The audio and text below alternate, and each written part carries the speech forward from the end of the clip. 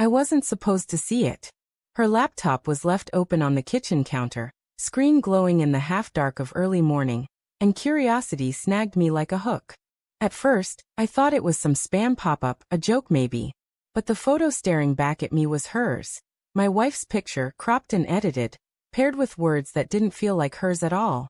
Looking for someone exciting. Tired of being taken for granted.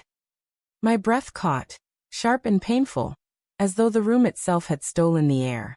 For a moment, I convinced myself it had to be harmless. A prank? Research for a friend?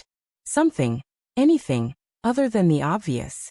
But as my eyes traced the carefully written profile, the messages piling in her inbox, the casual way she flirted with strangers who thought she was single, the truth carved itself into me, one slow, merciless cut at a time. The kettle whistled, breaking the silence. She walked in, hair tied messily, still in her robe, smiling like nothing in the world was wrong. "Morning," she said softly, reaching for a mug. I closed the laptop before she noticed. My heart hammered so loudly I thought she might hear it. "Morning," I echoed, forcing my voice into something steady. But inside, everything was unraveling. That day at work, her words kept clawing at me. Tired of being taken for granted. Was that what she thought of me? That I had become boring? Replaceable? When I got home, I tried to watch her the way you watch someone you don't quite know anymore. Every laugh, every casual touch, every look. It all seemed rehearsed now, like an actress playing the part of devoted wife. 2 nights later, I couldn't hold it in. We were eating dinner, and she was scrolling her phone between bites, smiling at something. "Who are you talking to?" I asked too quickly. She glanced up, surprised. "Just Laura from work." "Why?" I wanted to say it then, to throw the truth on the table between us like a weapon. But instead I only muttered, "No reason," and stabbed at my food, wondering if Laura even existed. I started noticing things I'd ignored before. The extra time she spent in the bathroom at night. The sudden new perfume she claimed was a gift from a coworker. The way she kept her phone face down, always within reach. Each detail was a thread, and together they wove a picture I didn't want to see. Finally, I confronted her. It was late, the house quiet except for the ticking clock. I sat in the living room, her laptop open in front of me, the profile glowing like a confession. When she walked in and saw it, her face froze.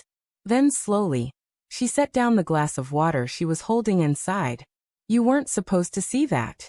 The calmness of her voice cut deeper than if she'd screamed. "Then what is it?" I asked, my voice shaking. "Because it looks like you're advertising yourself to strangers." She sat down across from me, legs crossed, eyes unflinching. "It's not what you think."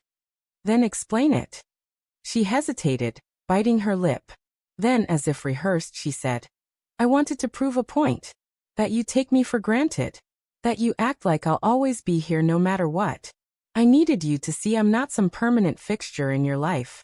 I'm replaceable. Attractive. Desired." The words hung heavy in the room.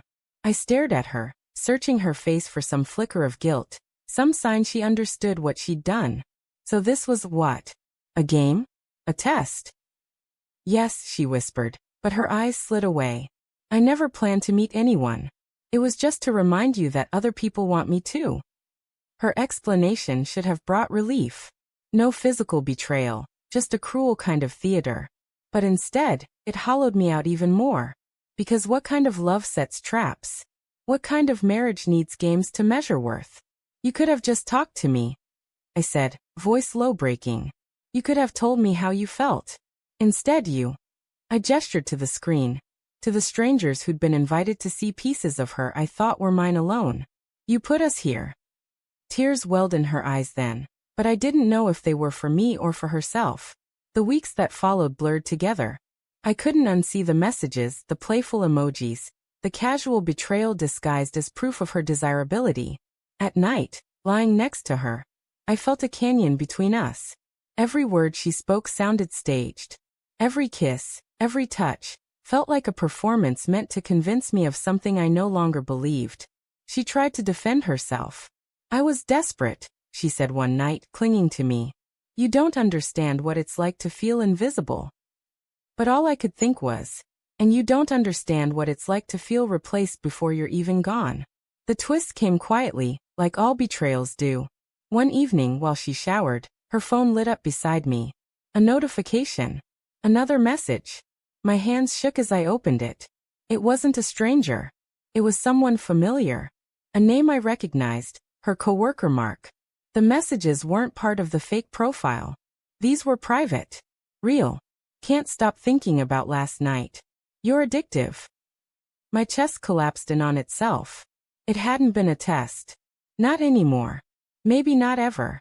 When she stepped out, hair damp, wrapped in a towel, she froze at the sight of me holding her phone. Her lips parted, searching for a lie, a shield, anything. But all that came was silence. I didn't shout. I didn't throw things. I simply looked at her, the woman I had loved. The woman who had built an entire theater of deception just to tell me I wasn't enough. And in that silence, something inside me ended. Now when people ask me why we divorced, I don't tell them about the fake profile or the messages or the coworker named Mark. I just say, she wanted to prove I could be replaced. So I proved her right. But late at night, when the house is quiet, I still hear her words echoing. Tired of being taken for granted. And I wonder, not if she was replaceable, but if I was.